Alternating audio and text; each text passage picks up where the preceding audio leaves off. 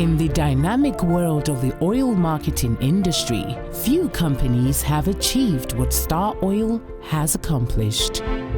Today, we celebrate Staroil's rise to #1, becoming the largest downstream petroleum company in Ghana. A milestone that reflects the journey of resilience, innovation, and growth. But as the saying goes, Rome was never built in a day. Let's rewind time to where it all started.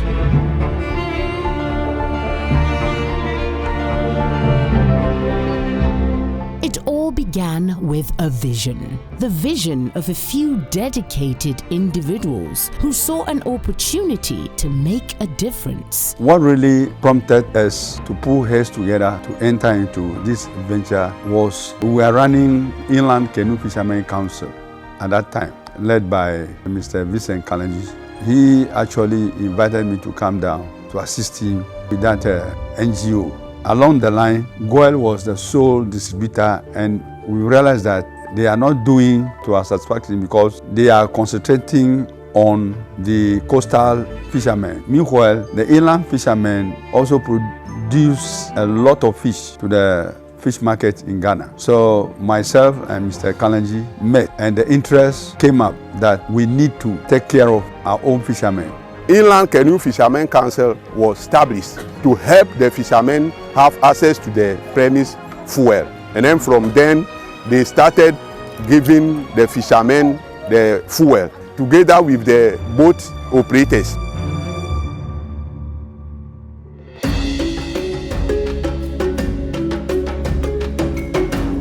They started with humble beginnings, selling pre-mixed fuel along the inland fishing regions of the Volta Lake. I was so passionate about it. I visited some of the places, basic things like kerosene for them was not there. So time went on. I decided to acquire a filling station in Accra here. Surprisingly, the oil companies at that time were 4. Goel, Shell, Total, Mobil.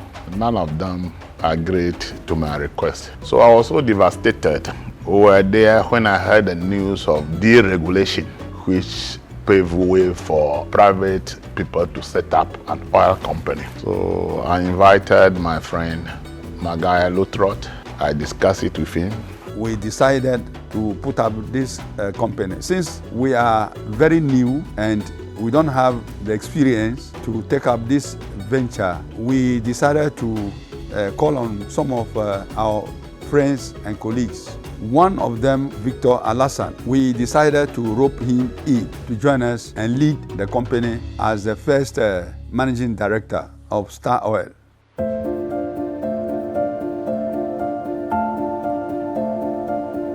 I was with Goel as the national sales manager. I came into contact a lot with Mr. Vincent Kalenji and Mr. Lutrod, who were then with the National Inland Canoe Fishermen Council. The council was a major customer of Goel. So I was in the office one day, very early 1998, when Mr. Kalenji and Mr. Lutrod came to my office. They told me about the concept they had formed, that we should form our own oil company. Novel as the idea was, it's something that I jumped upon, immediately, you see. I told the late Dr. King. I remember being a veterinary doctor who was coming from the cattle farm. When I told him the thing on the way, so he bought into it and even resigned. Finally, those who heard the news that we wanted to set up an oil company, a private oil company, more especially the then Minister for Energy, Honorable Ohini Kana, may he rest in peace. And Samuel Abinja, who was his deputy, they were all very helpful, wanted to see for once for a private oil company to thrive. He was very intrigued by the idea that, a group of young guys, you want to come and form an oil company. But I think he was also fascinated, So he gave the instruction that we should be granted the oil license. We need a lot of funds to support the operations of Staroil. We quickly sought the support of our senior brother, late Dr. Kaleji, who was then in the US, to support us financially and also become the first board chairman of the company. There were some very young, talented 3 men from GCB. When we talked to them, I said, "Are you sure they do it? If it is possible, let us see how we can assist you, because we want to see it." So they assisted us so much. Honestly, Ghana Commercial Bank was our backbone.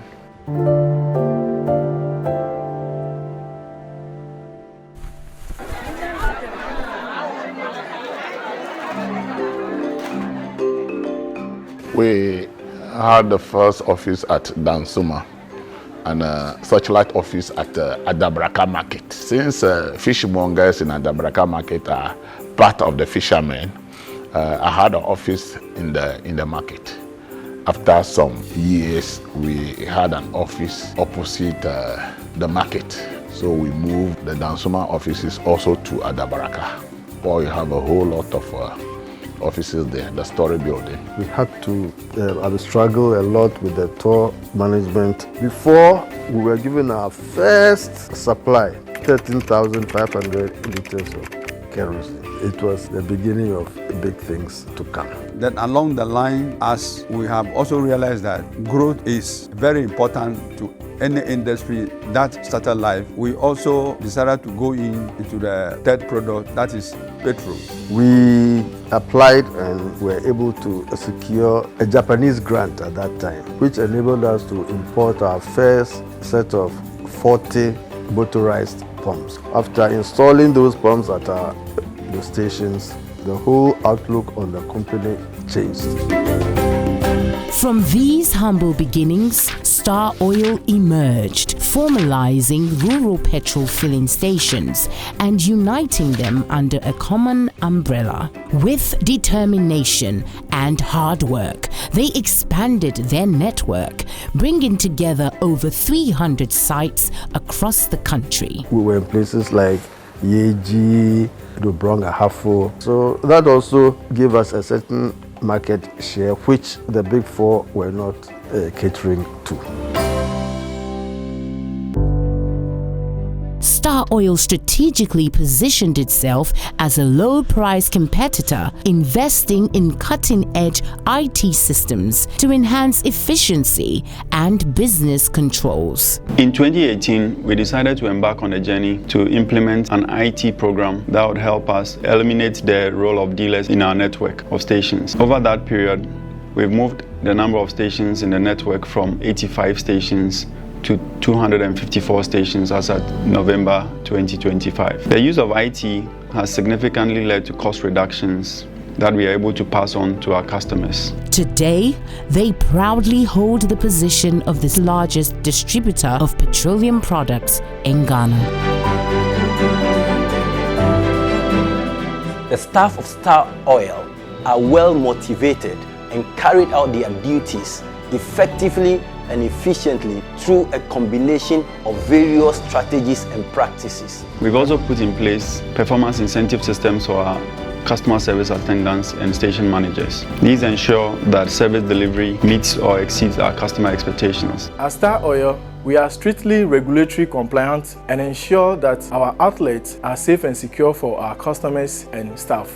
Our stations today are at a minimum installed with 14 different CCTV cameras. There's always a team that is reviewing these CCTV cameras remotely to ensure that service delivery meets our corporate standards. Staroil recognizes the importance of customer satisfaction and places a strong emphasis on delivering exceptional service experiences. Focus staff undergo comprehensive training to enhance their product knowledge, communication skills, and customer service abilities, making Staroil the #1 choice in the industry today. We have a team of dedicated technicians and engineers who run the country 24 hours to ensure that we deliver our product to our customers in the right quantity and in the right quality. We liaise with our international partners, the Center Science and Technology, that provide a 24-hour support to us, so that in situations where we have any challenge in dealing with any technical issue, they are available to help us resolve them. Beyond business success, Staroil has also been actively involved